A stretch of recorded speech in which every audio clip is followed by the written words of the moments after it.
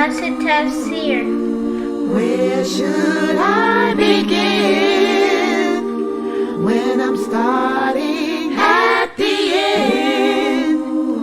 Pursuing the higher aim, learning the meaning of every page. Where should I begin when I'm starting at the end? Assalamu alaikum. Sunnahfollowers presents a new class, the Madasidic of Tafsir, being taught and brought to you by Ustada Layla Nashiba. Please stay tuned, streaming on all major platforms, right here on channel Sunnahfollowers. I'd like to welcome everybody to our Madasidic Tafsir class. We were supposed to have Sheikh Saad's class, but I don't know, he didn't show up and I didn't hear from him. And I was waiting on him, but I got busy doing what I had to do. So anyway, I just filled in. I'm doing my class now, inshallah. And this is the class based on the book written by Sheikh Karim Abu Zaid. And for those of you who are new to my classes, those of you who are new to my website, please go to Amazon.com, get a copy of this book. Let me put the background up, and that way you can see it. There it is. This is the Madasidic Tafsir. This is how it looks. This is the first volume of the series. And inshallah, I'm going to take you through the entire series. But you have to learn how to crawl before you walk. And the series begins with this book, which is volume 1. And alhamdulillah, this volume, alhamdulillah, is letting, this book here is letting us know the science or the technique, the science or the technique that is used by the Quran scholars when we present them with issues or problems that relate to us in our everyday lives. You know, the Quran holds the key to understanding how to handle the trials of life and how to deal with those disappointments in life and those unexpected occurrences in life. But it's a science. It entails a science. And we've talked about how every chapter of the Quran, you know, has a special topic or an objective. And the scholars of the Quran have to know what the objective of the surah or the chapter is. And we also spoke about how all the verses within that chapter, all the verses or sentences within that chapter, the sentences carry a meaning themselves as well, but they all correlate to whatever the objective of the topic or the theme that the chapter is. Not in all cases though. There are some instances where they don't, but not that many.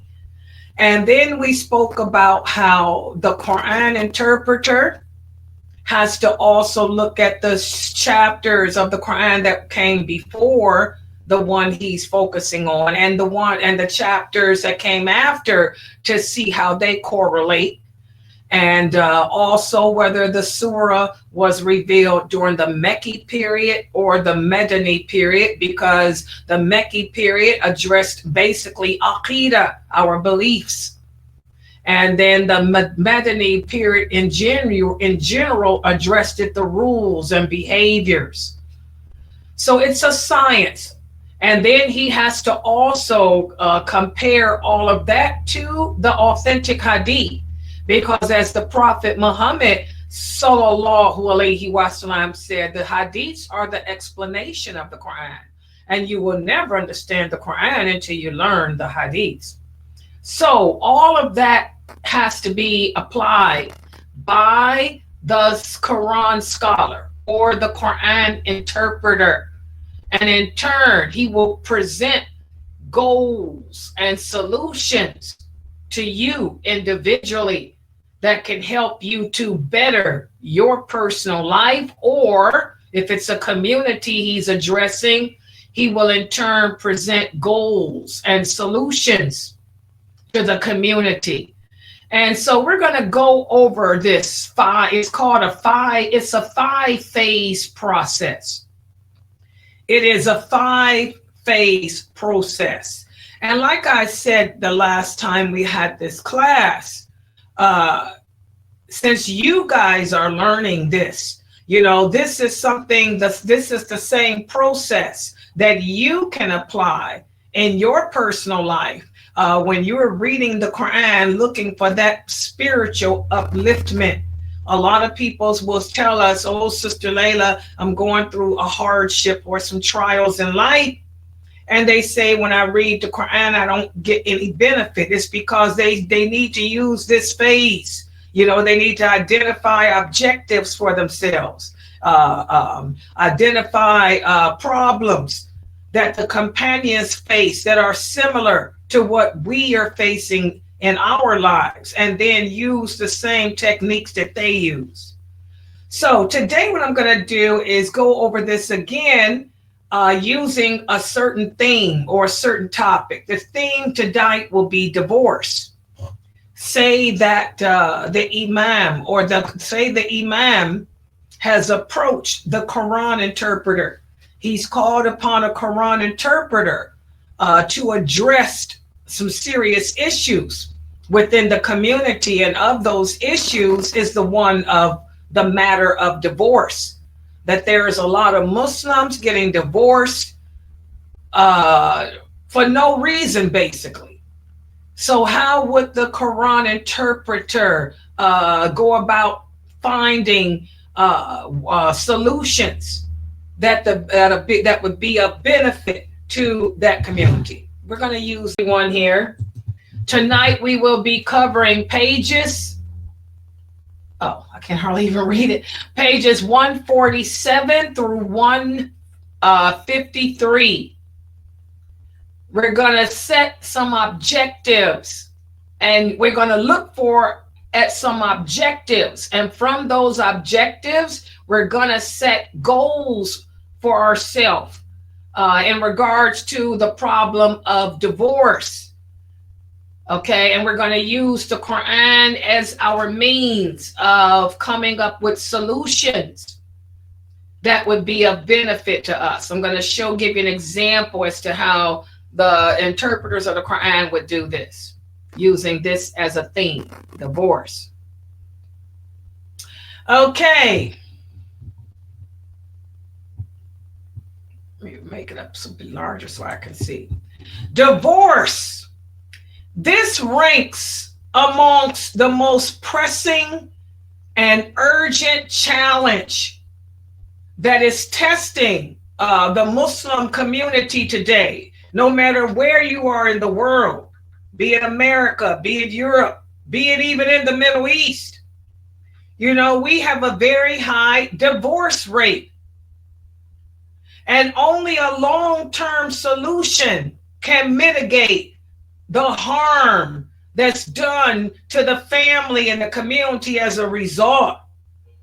We have to come up with some long-term solutions that can help us to overcome the challenge of divorce. Short-term solutions, such as counseling, will not prevent the damage of divorce if the foundational understanding of marriage and divorce is not balanced. Remember, we talked about how Islam is a way of life and it's balanced.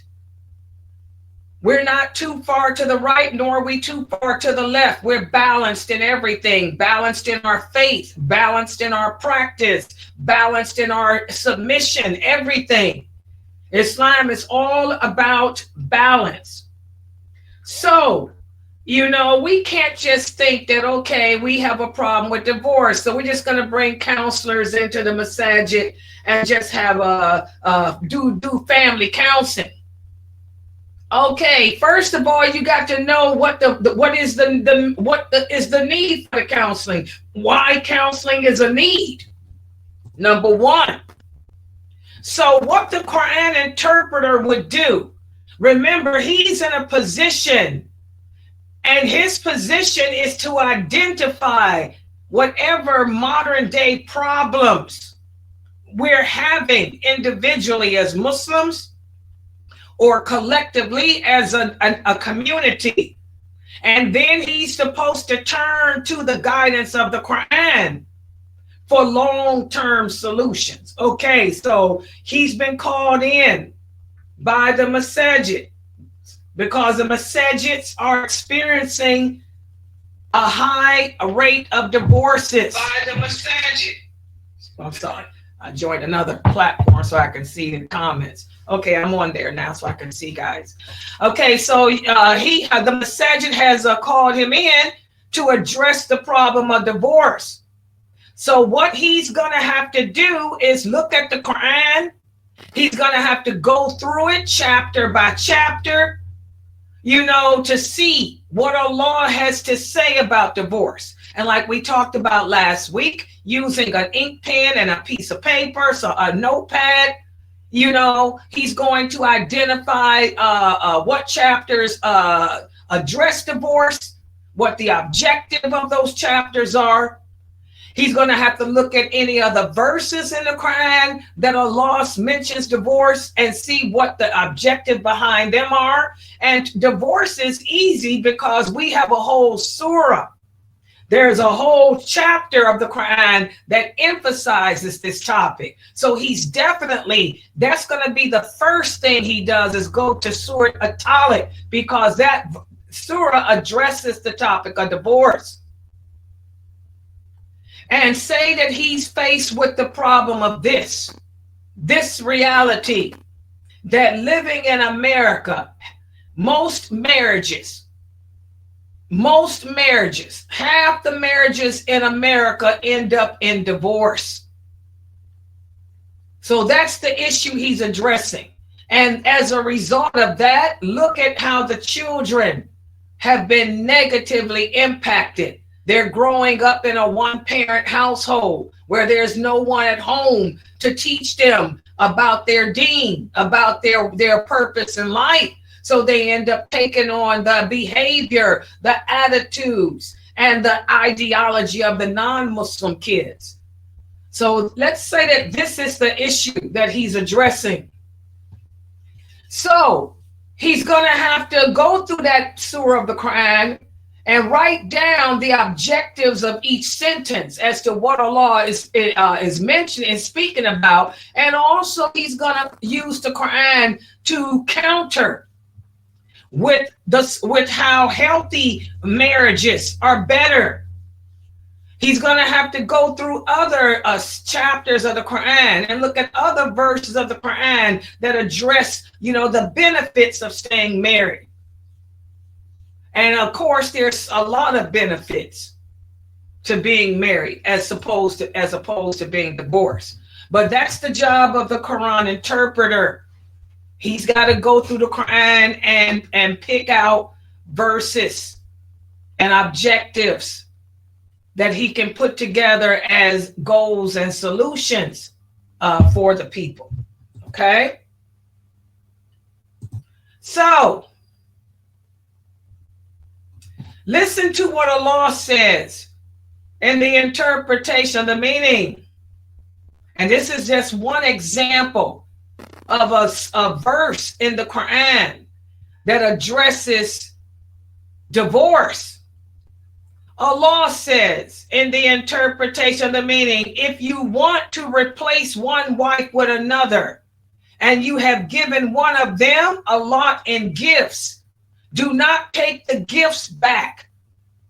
Would you take it in injustice and manifest sin?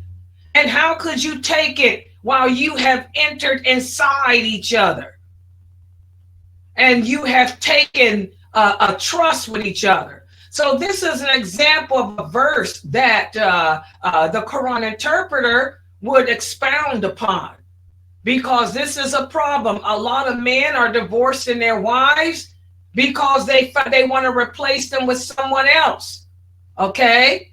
They don't like her no more. You don't want me anymore. You think you found somebody better. You sick of me. So are you going to let me go? And by the way, you want my car. You want the things you gave me. Well, Allah is saying that this is not for us to do. You know, even if we have to divorce each other, we do it in kindness. How can you treat someone that you entered inside of? We became one. We were as one. We were one entity together, sharing the same water and blood between us. How could you take someone and make them that intimately close to you and then toss them to the side and treat them badly? That's what Allah is basically saying. So this is an example of a verse that the Quran interpreter, would write down as an objective that could be a possible solution to some of the divorces that's going on in the community. Also, here's another example. Allah says in the interpretation of meaning, we had a solemn trust with you, Muhammad, and the other prophets, such as Noah, Abraham, Moses, Jesus, and the son of Mary. Here in this verse, not only this verse comes after the first one.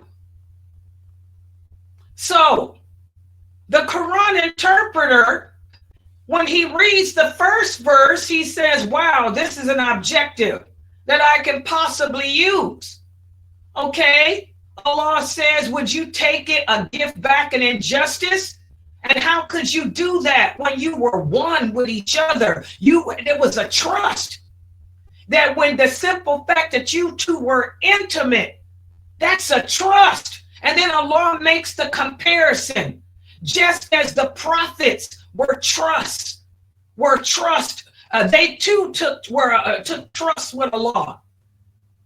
So the Quran interpreter would then formalize the importance of holding firm to our trust with each other, the importance of not breaking those intimate trusts with each other.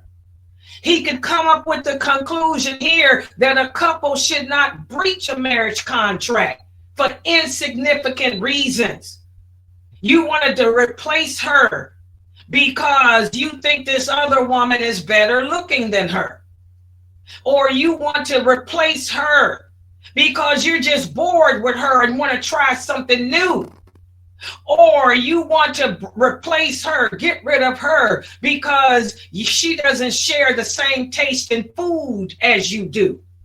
Or you want to replace her because, she doesn't like the same colors you like. So here the Quran interpreter can show, we need to take our marriages more seriously.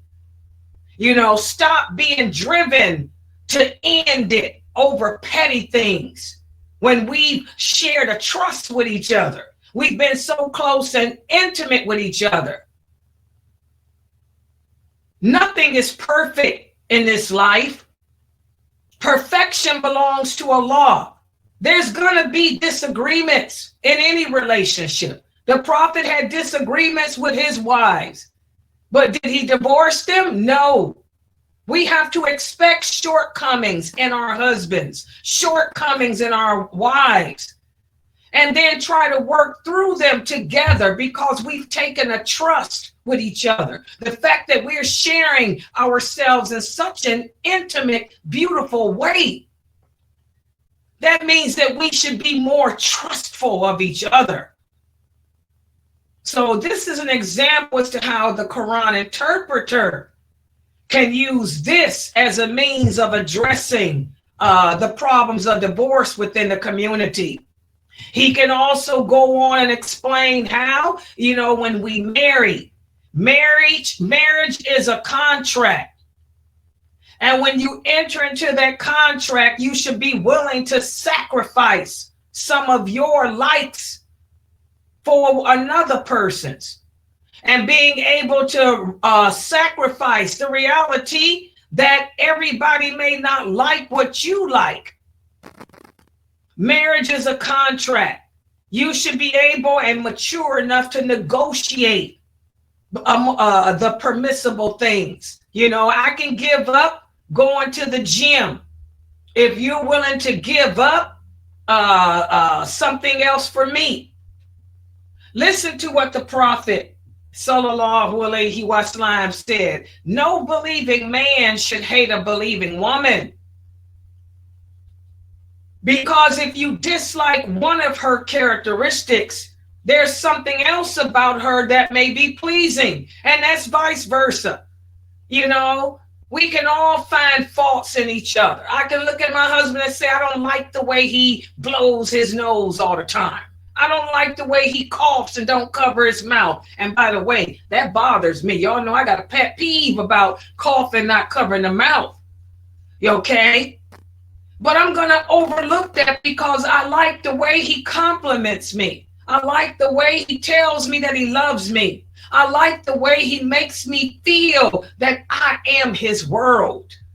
When he's here with me, he makes me feel that I am his world. So I can overlook the fact that he doesn't cover his mouth when he coughs. So this is an example as to how the Quran interpreter can look through the Quran, find a verse, an ayat that may that can be a great objective made into a solution for the problems the community or an individual is facing. Okay? And again, divorce is lawful. Divorce is lawful. It's good and clean. Everything Allah made lawful is good and clean. But we shouldn't be quick to jump into it. Divorce should be a last alternative. It should be an alternative only when you've exhausted everything else and you realize that, wow, this relationship is just toxic. This relationship, instead of taking me closer to Allah, is taking me away from him. I had an email from one of the sisters here. She asked me, she said, Layla, when do you know, or how do you know if divorce is what you should do? Well, if it's causing you to become remiss in your relationship with Allah, if it's taking you away from that strong, good doer that you used to be, and now you are so preoccupied with depression or anger, or you're falling short in what you used to do, that's when you know that perhaps this is it, because nothing should interfere with your relationship with Allah. So divorce is a solution, but we should only turn to it when we realize that it's the only solution left. And there are certain circumstances which you will find in the Quran, that the Quran interpreter will find in the Quran, in which divorcing is a deadlock must. For example, apostasy, or the man isn't fulfilling his obligations to Allah. A lot of you sisters may come to me and say, Sister Layla, my husband doesn't pray. My husband smokes cigarettes. My husband doesn't fast. Should I be patient with him? No, Allah doesn't tell us to be patient with a sinful leader. Your husband is your ruler.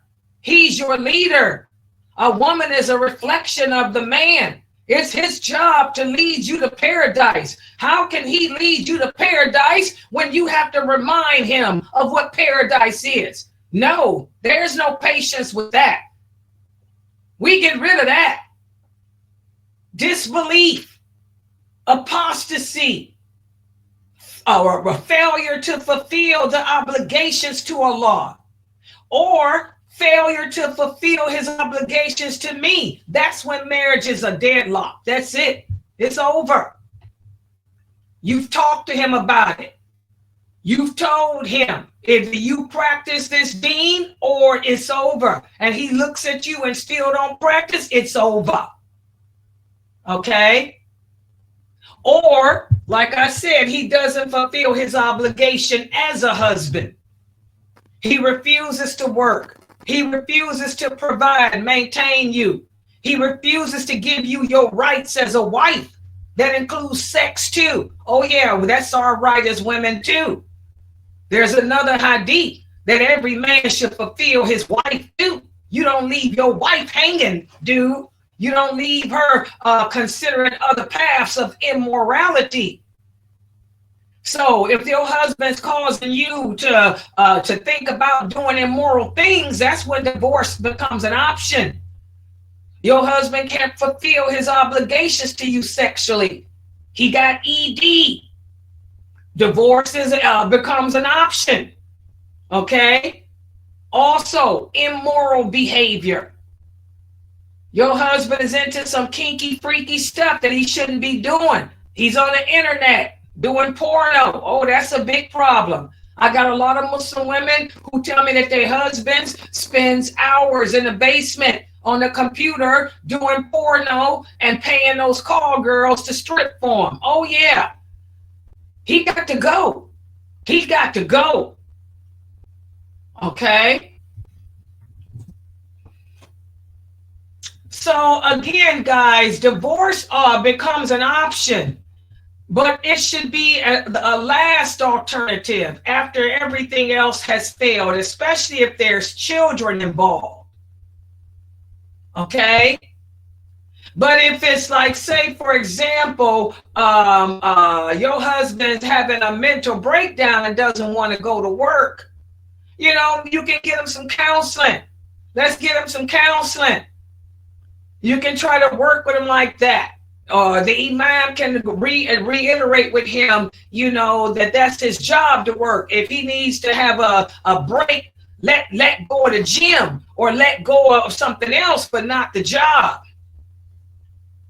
So again, all of this stuff is what the Quran interpreter would go through the Quran and find. And there's so many verses of the Quran addressing marriage, the benefits, the virtues of marriage, you know, and the permissibility and legality of divorce.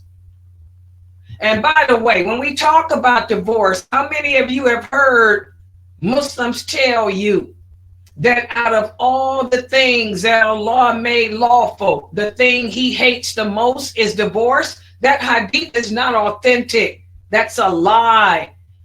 Anyone that quotes that hadith to you, that's a person that you don't take no knowledge from, because that's a man or a woman that doesn't know their religion, pretending to be a scholar when they ain't, because that hadith is not authentic.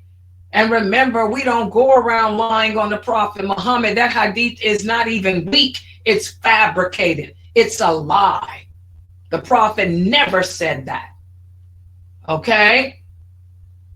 Because Allah himself says in the Quran, perhaps you hate something that Allah brings a lot of good from. Allah would rather see you divorce than stay in a marriage where a man is trying to kill you.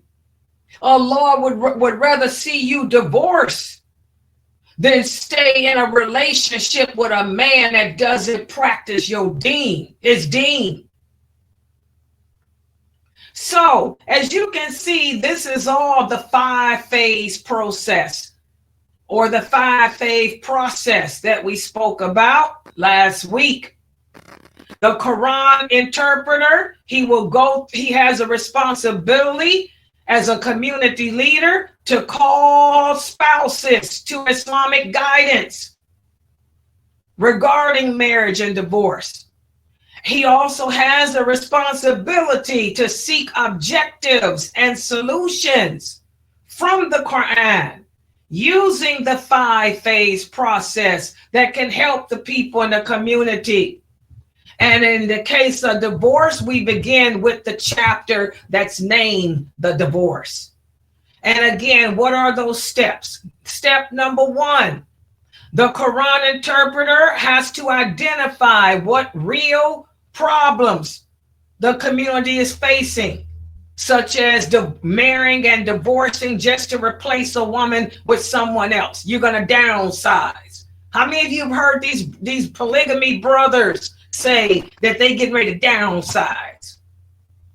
You know, they got good women that they married to, but they don't want to take on the responsibility anymore of supporting 2, 3, or 4 families. So I want to downsize. I'm going to get rid of 3 of my families so I can just take care of 1. That's a problem. That's going on today, guys, in some of these masajids. I get the phone calls all the time from the sisters.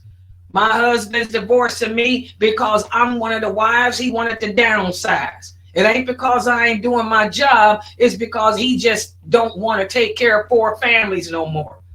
So that could be a problem. The Quran interpreter has to identify the problem or objective by going through the Quran, addressing that like that verse I just used. Okay.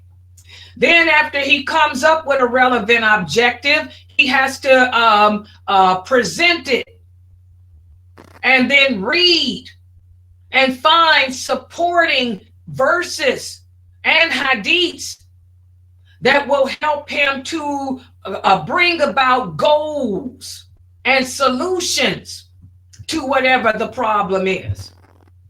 And then the third step, he has to analyze the nature. What's causing this? What's causing men to marry and then decide out the clear blue, I'm going to downsize and I'm going to just divorce 3 good women for no reason? He has to expound and analyze the nature of the problem.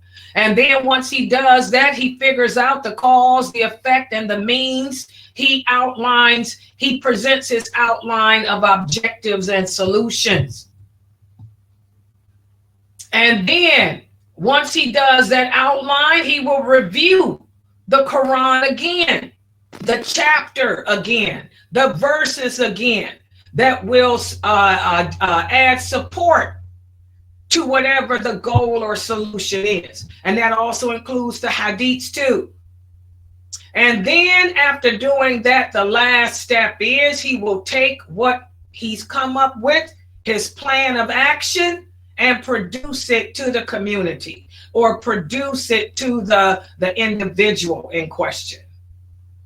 So again, that's the 5-phase process, using divorce as an example. And again, when it comes to divorce, guys, a lot of people ask me, they say, Sister Layla, when I go to get married at the mosque now, the imam wants us to do marriage counseling before marriage. How many of you have told me that? That when you go to get married, the imam wants you to take a class with him, and we're teaching you about marriage. Well, this is why, because it's the job of the Quran interpreter to address the subject of divorce by prioritizing and letting you know things you can do to prevent it in the marriage. Also letting you know the purpose of marriage. So that's why a lot of these imams will have you take 3 or 4 classes on marriage and divorce before they marry you, because they're trying to prevent you from getting married and ending up in divorce. It's their job to educate the community regarding the virtues of marriage. They have to emphasize that there may be mitigating circumstances that a marriage will have to contend with. Okay? So this falls on the imam of the community. He should include in his lectures, his weekly lectures, for the community, lectures about the role of marriage, the virtues of marriage, how to prevent the divorce, the rights of women, the rights of men, the rights of children, the importance of communication, the importance of respect, the community, the importance of overlooking the bad faults of one another's. Your imam should include type lectures like this in his khutbahs and stuff like that. Okay? Remember, this hadith, the most hated of permissible things to Allah is divorce. That hadith is not authentic. And if you hear people in your community using it, know that they're using it, and it's not even true. It's a fabricated hadith. Okay, so I'm going to stop right here. That's just an example using divorce that Sheikh Kareem Abu Zayd put in this book to illustrate or demonstrate how the Quran interpreter will use the Quran and use the hadith to bring about peace within yourself, your community, within the home and stuff.